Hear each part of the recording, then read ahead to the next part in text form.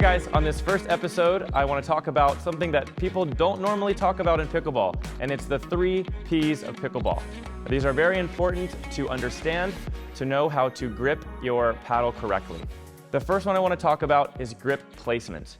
In pickleball, we are in what's called a continental grip. It is the universal grip that we use for almost every single shot we're going to hit. The way to find it, there's a couple different ways you can locate this grip. One, that top knuckle on your thumb is going to line up with the left side of your paddle. If this was a hammer, for instance, I want to hold my grip like I would hold a hammer, and I would nail something into the wall. The other way to find it is I want you to take your thumb or your index finger, that creates a V right here, and I would like you to follow it down the edge of your paddle. Again, this is called continental grip or handshake grip. The other one that's very important, the second P, is grip position. Where do I put my hand on my grip?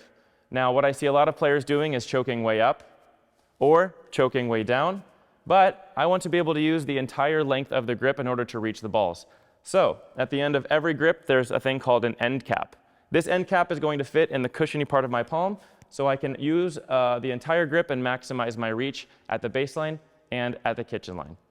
The third one is grip pressure, which is probably the most important one that you tend to not think about a lot. Grip pressure, I want to think about keeping my grip nice and soft in my hand. What I see a lot of players do is having what we call a death grip, which is holding your paddle as hard as you can with lots of tension in your arm and in your knuckles and in your hand. So I want to think about when I do come up closer to the non-volley zone line, I want to keep my grip pressure nice and soft. I like to recommend somewhere around a 3 or a 4. And when you're farther back and you have more room to work with on the court, somewhere around a 6 or a 7. Again, grip placement. That is our continental grip. Grip position, using the entire length of our grip in order to reach the balls. And grip pressure, keeping it nice and soft in our hands. Now that we have a better understanding of the 3 Ps of pickleball, I want to show you what not to do. Now, the first one we talked about was grip placement. So if I'm up at the kitchen line, playing against Clint here, and I'm not in my continental grip, it's going to look really good on my backhand side, but the moment Clint hits me a forehand volley, I'm going to be in a bad position because the paddle is going to be behind me. So for instance, if we're backhand volleying and I'm not in continental grip, the moment he hits me a forehand, it is now behind my body and I have taken time away from myself, okay? The second one that we talk about was grip positioning.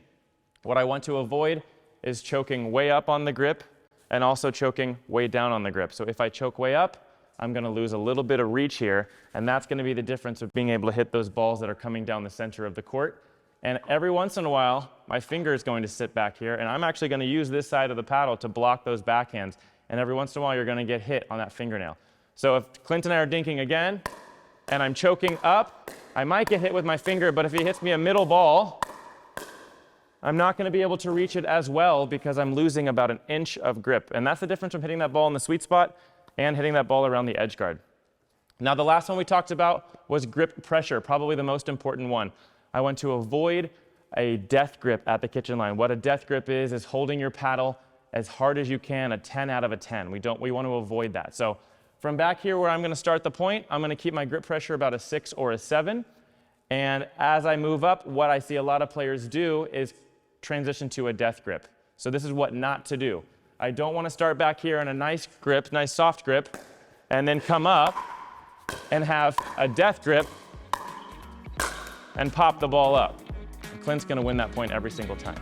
So as you come up and you get closer to the non-volley zone line, I want you to think about softening your grip pressure.